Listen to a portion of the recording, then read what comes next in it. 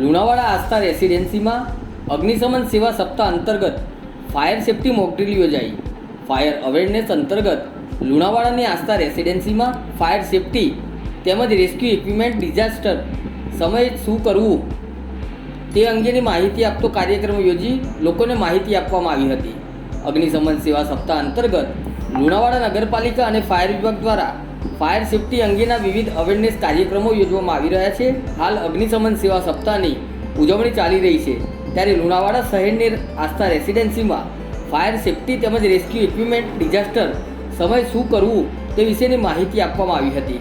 આ કાર્યક્રમમાં લુણાવાડા નગરપાલિકા પૂર્વ પ્રમુખ ભાવનાબેન મહેતા, ફાયર વિભાગમાંથી પાર્થ પટેલ, જે.એન. પરમાર સહિત ફાયર વિભાગના જવાનો તેમજ સોસાયટીના રહીશો હાજર રહીને માહિતી મેળવી હતી.